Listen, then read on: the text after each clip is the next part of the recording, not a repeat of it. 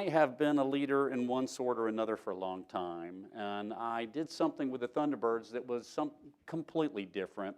And the thought process of putting together the idea of leading folks into a book came from a bit of an errant maneuver. I talked all the time on the Thunderbirds, and for those of you who know me, you know that that's nothing new. But every time I turned the jet, before I tapped on the brake pedals to bring us into the chocks, before I moved the throttle or stick in any way, I had to tell people what I was going to do.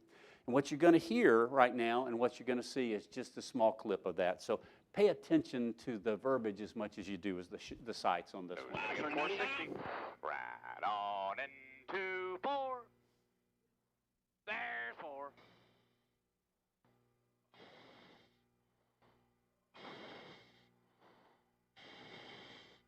Into the float. To the left turn. You know, I didn't have too many jobs on the Thunderbirds, and most of them were pretty easy. And this one was particularly so. All I had to do was smoothly apply 4 G's worth of pressure. Your head weighs about 20 pounds with a helmet on, and if you take 1 G environment, that's 20 pounds. 4 G environment, that means your head weighs 80 pounds. And so we smoothly pull into 8 Gs, and the next slow chore I've got is just to pull into pure vertical so these guys can hang on my wings and it be predictable for them. And halfway through this, I get this sensation that it's like a giant hand lifting up the left wing and turning us to the right. And if you listen to the comm, I said, little left turn to correct that. This was one of the most extraordinary days of my career. It was beautiful outside, drop dead gorgeous, no wind, and I messed up this maneuver. Opening volley, opening salvo for a 30-minute demonstration. We got down on the ground, and I know that the crowd didn't notice it. My ops officer who graded me did. He just saw a very slight twist and then the correction, and then they brought us back on plumb. But this maneuver bothered me for a long time. I was signing autographs in the crowd, smiling, engaging children and old folks alike. And one by one, as I started heading back toward the crew van and heading back in, this is pestering at me. And so when I got in the crew, our debrief area, what I noticed after several views of the tape was that if you look, this left wingman is just a little bit inside of formation, just a little bit inside. He's about a foot inside. And if you look on the right side, the right wingman is just a little bit out of formation. He's about a foot out. And what that caused this wing to do on my jet was become more efficient because of the proximity of this guy and the distance of this guy. The gap had grown on the right side. And that efficiency caused that left wing to be more prominent, and it turned us, and I caught it, but I didn't catch it in time. Ladies and gentlemen, if you know anything about aerodynamics, and I didn't know anything about this until this hit me, is we were drafting. You've seen drafting, migratory birds, guys, bicyclists pedaling down the road, ducks on a pond, even NASCAR drivers know about drafting.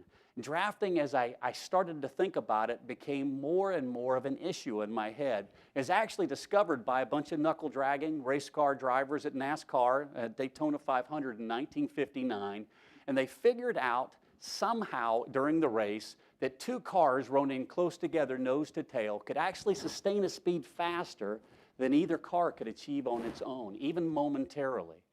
When the race was over, they went back and they did some analysis, and they experimented, and what they found was the lead car takes the action of plowing through the air, making first contact with the elements for the team behind him, and if the trailer is close enough to his bumper, he can take the drag off of his car, a drag that you normally carry all by yourself.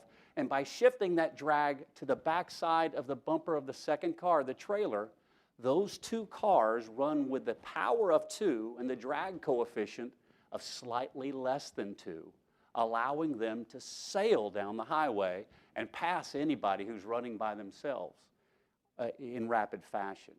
While this effect is mutually beneficial, what they discovered is it's a little bit lopsided, at least at first. You see, as that lead car plows down the track, its movement creates a wave, a hole in the air that is kind of like a vacuum that can help pull a car forward that's trailing behind him, up to 3 car lengths back, actually a little bit longer than that.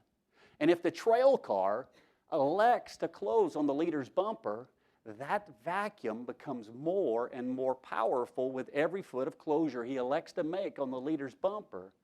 But funny enough, that lead car doesn't get any relief of its drag until he entices that trailer within 1 car length. And then with every foot of closure inside of 1 car length, both cars accelerate to a speed they could never have achieved on their own. Now think about this in terms of you and your team. How many folks are snuggled up against your bumper, taking the weight of effort off of your desk? And how many are sitting back 2 car lengths, smoking a Lucky, basking in the warmth of your efforts? You know, it's up to us as leaders to create the conditions that make them want to close. It's absolutely up to us to pull them forward. The more I thought about it, the more I thought about our team on the Thunderbirds. We had 130 people from all walks of life. It was minimally manned organization, and we had guys from 28 different career fields. Women who were jet mechanics, guys who were fuel specialists, graphic artists, videographers, administrative personnel, knuckle dragon fighter pilots from 28 different career fields. We were all in the Air Force together, but we had never been forced into a hangar that was minimally manned, that we had to work together in order to accomplish the mission. This was an extraordinary thing because when I looked around, I saw people taking the weight, the drag off of other people's efforts readily, all the time, doing everything they could to assist the people around them. But we did that in spite of the fact that there was an annual turnover in the organization that was pretty extraordinary. We lost 1/3 of our enlisted force, half of our officers, and with them half of the demonstration pilots every year at the end of November. Think about that, the rebuilding process that's associated with gaining that kind of momentum and starting anew at the end of every demonstration season. We did that through a process that had been refined by several years. 48 different teams, 48 different commanders had taken the helm before me, and each one of them had refined this process to develop commitment, get people to align behind you, and then develop and engender loyalty, and slowly over time close the last gap associated with trust. This thing is extraordinary because it works in any environment. Now, speed is life in the world of a fighter pilot, but that's also true in the world of business. And whether you're the CEO of an organization or a mid-level team leader, our job is to create the conditions that entice the best out of our team, to basically minimize the gaps between the individuals and the entities within our organization, because gaps cause drag, and drag slows us down. And our job is to eliminate these gaps as best we can. Gaps are physical or emotional distance. Generally, the emotional drives the physical distance between people, and that's caused by a lack of competence, a lack of confidence, or an unmet social need. And it's your job to discover what those are. In order to develop commitment, there's a couple of steps that you can take. Alignment and traction. The first job of any leader is to let people know where they're going to go. And I, as the commander, had to tell everybody in the air what we were going to do every time I was going to change the direction of the formation. But that's also true on the ground. I had some big goals from the organization. We had this banner, that the Thunderbirds, that we touched, or more than 10 million people a year saw the Thunderbird demonstration in one way or another, on a box, cereal box, in a book, something like that, or in a demonstration. But as I did my homework, I found out that wasn't holding muster. We were on between 4 and 5 million people the year that I took command. And so I came up with some big goals, and what I wanted to do was double the direct exposure of the Thunderbirds to the public. That was actually my 3rd most important goal. And to do that, I was going to rely on this guy. His name's Guy Honeyman. And when I sat down and talked to Guy, I engaged him. I wanted to know a little bit about him. He was a single guy. He appeared to have nothing going on except for his career. I didn't know of anything that was going outside, but he was the #1 public affairs officer in the United States Air Force. And so I gave him the tasks of capturing a Frosted Flakes cereal box, 2 national television specials, 4 national newsprint magazines, all featuring the Thunderbirds. And this is our first real conversation. And Dave, as you could imagine, he looked at me and he went, yeah, right? And so this was the alignment process. I told him we were going to fly inside the lines. We were going to do everything right, a couple of other things. But I did this with all 130 people on the team. I memorized all their names. I found out something about them, and I wanted to pull them closer. Once I had them aligned behind me, now I needed to give them traction. With this renewal process, every year we got a third of the people coming into the Thunderbird hangar that were new. We had to basically indoctrinate them into the way we did business. The Heritage Foundation here is an extraordinary organization, but it's different than any one that I've ever been associated with. So when I came in, I was given glue, things that brought me up to speed with how things are done here. Well, the same thing was true with the Thunderbirds. I had flown fighters before, but I had never flown 16, 17 inches away from somebody else doing aerobatics. We had to come to terms with this new way of doing business through an indoctrination program. You'd call it a top-off program, if you would. And what we did with everyone was we put them through this 21-day orientation. 21 days, you work 12 hours a day, 7 days a week for 21 straight days. We gave you a book, things that you needed to memorize, because everybody in our hangar was also a public affairs representative. You go out on the flight line in your Thunderbird uniform. Didn't matter if you were an enlisted person or if you were the commander of the squadron. People would come up and kick you in the shins one at a time and say, what kind of gas goes in those airplanes? Who's the Secretary of Defense? You guys have killed a lot of people. How many guys have died flying the Thunderbird mission? In every one of those, if we let people go untrained or didn't give them the traction, they could not further the Air Force mission of telling people how good we were and what we had done. And so that's one of the things that we did, but also part of this was the social traction that we wanted to give people. You get footing in an organization 2 ways. You got to spin up to come up to speed with the way things are done, but then I need to give you social traction. I need you to integrate into our team. Bring them into picnics. Oh, that's one way of doing it. Introducing them around one by one. That's the way Dakota Wood did it when I came in this organization. This social traction in the Thunderbirds, we gave each one of these new hires a sheet that had 129 other names on it. They had to hunt those people down and get a signature on it that said, I know about you and you know about me. And that social bonding was really very effective, because at the end of that time, they would have met people they would not have met maybe in another 6 months. And this brought us all together. At the end of this process, 21 days, if they did everything right, we had kind of a public coronation ceremony. At the hangar floor, we'd bring them in, they'd report in, they'd answer my questions, and once they were done with that, we would pin a big old patch, Thunderbird patch on them. And the pride associated with that was pretty big in this man's eyes. But the pride associated with all of us, all 129 other Thunderbirds would be surrounding them throughout that process, welcoming the newest hire into the organization. You talk about an emotional pitch up, of coming up to speed. This was socially ingraining. During this time in November, December, January, early February, we were also building a new schedule, getting through Congress and all the senatorial and congressmen that want to have the air show being done at their location. We went through that maze. Marketing, we built photo shoots and literature that follow us around the planet. And then we came to terms with the nomadic way. Every summer, we would deploy 35 different times, deploy out and deploy back over the course of a weekend. And every show site, we had to arrive like we had been flying there our entire lives. And so getting guys to understand how to pack our big airlift aircraft, all of the things that are associated with it, we did that during these 3.5 months. But for 6 of us that were awfully fortunate, we got to learn to fly the demonstration. We start eating that elephant one bite at a time. And we started with 2 airplanes together. I flew the lead jet, and so my Shepherd was on my wing flying the number 2, and we would go out and do a loop over and over again until we got that down. And then we would add a roll to it, a loop and then a roll, and start stringing them together. Slowly over time, we added more aircraft, And we started adding more maneuvers and starting to lower our altitude until we started getting confidence with each other. This confidence, this technical confidence that came up to speed, gave us the commitment I needed to start reaching back into their chests and pulling them forward into the lane of loyalty.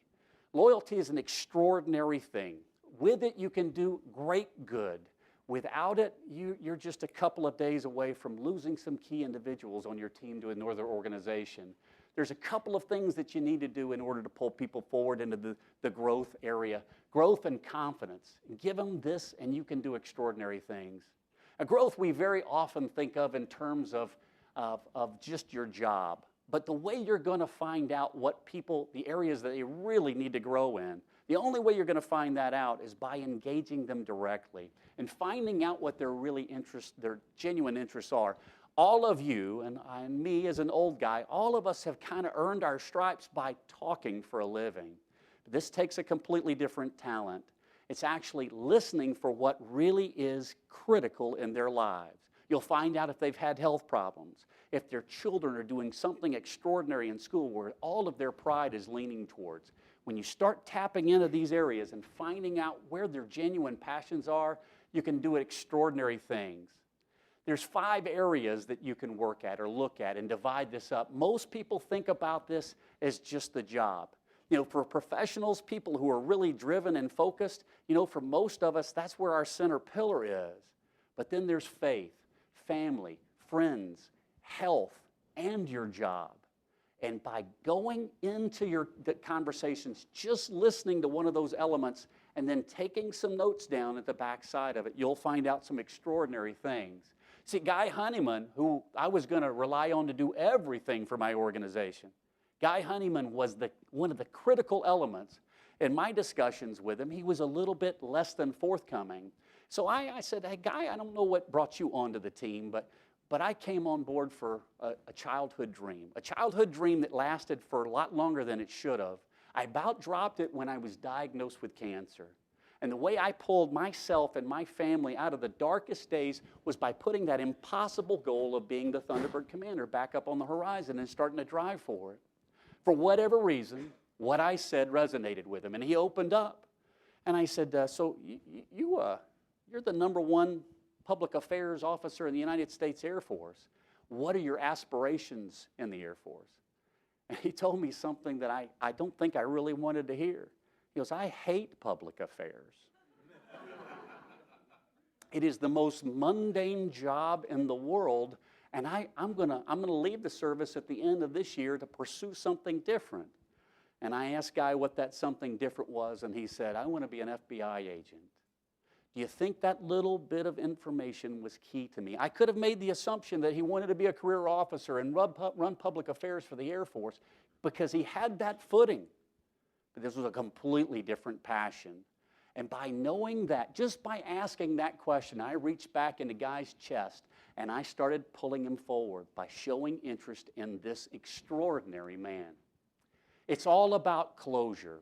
This thought process of bringing these jets lower in altitude and closer together, that was my job during this time. But maneuvers demanded a great deal, a constant attention, and the communication associated had to be mine.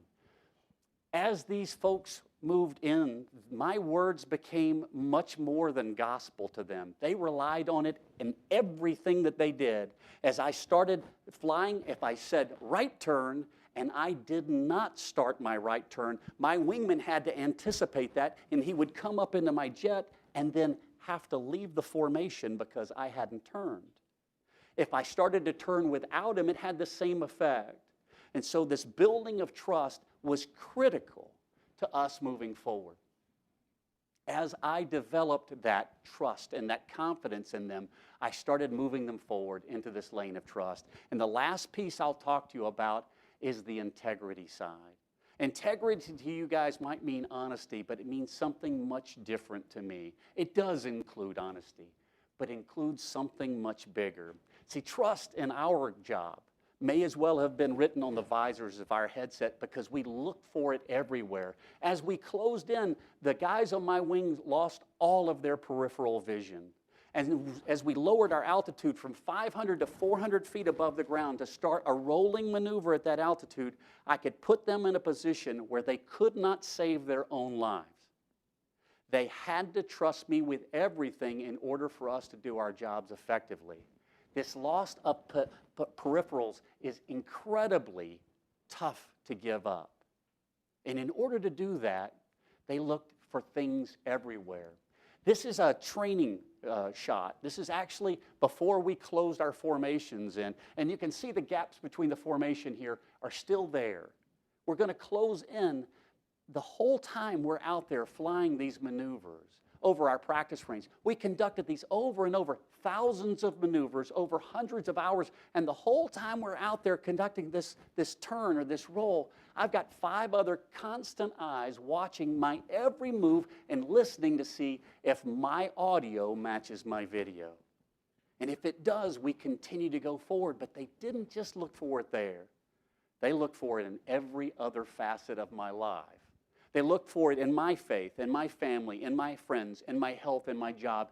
Am I backing up my words with my actions? You see, this photo right here gives you an idea of how close we got. This is 17 inches from the ventral fin on my jet to the tip of the tail and the next in the formation. If a bird was approaching us and heading right for my canopy, if I unloaded, I'd kill everybody in the formation. There was no way they could get out. They had to know I was going to stay on track and absorb the blow if that's what it took. But that's not as close as we got. If you look, from the top of the helmet to this reflection in the glass is 4 inches. The glass is 2 inches thick. This jet is within 4 inches of the number 2 guy. And this is the number 1 jet. Now I want you to watch this one more time. Watch here, down here in the lower left-hand side. You can kind of see that there was no escape for the guy down in the slot position, right? So we really did focus on it.